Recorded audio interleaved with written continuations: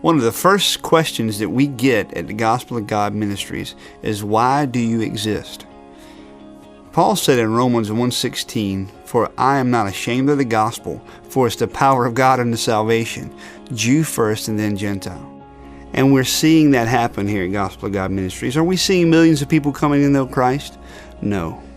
But as we go out and faithfully proclaim the gospel day after day, week after week, at the abortion clinic, at the college campus, at sporting events, at street shows and festivals, lives are being transformed. And it's not only the unbeliever. We're seeing lives being transformed in the local church. We're seeing church members get excited about going out and sharing their faith.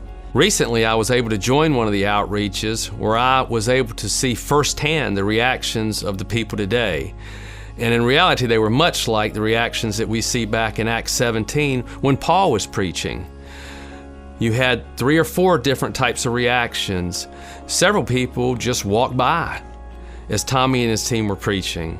Then you had another group of people that would walk by and begin to listen, and immediately, whether they were under conviction or not, they just started heckling.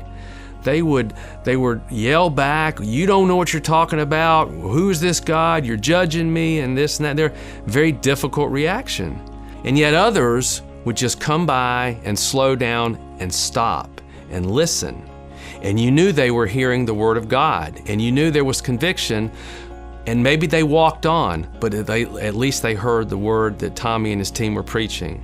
And then finally, you had some that would come up and they became engaged, and they would ask questions. And ultimately, I know through the ministry, Tommy and the team have seen people come to Jesus Christ. And that night, during that time, I saw the beginnings of that happening.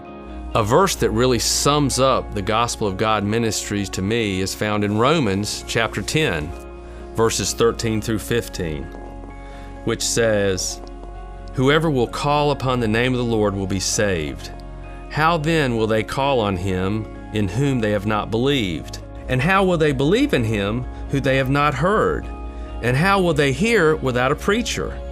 How will they preach unless they are sent? Just as it is written, how beautiful are the feet of those who bring good news of good things." And that's what Gospel of God Ministries is all about. It's young men and women who are out there sharing the gospel message with folks that may never hear the message. I know I've said that before, but that's the key, is that they may never hear this message when they're walking down the street.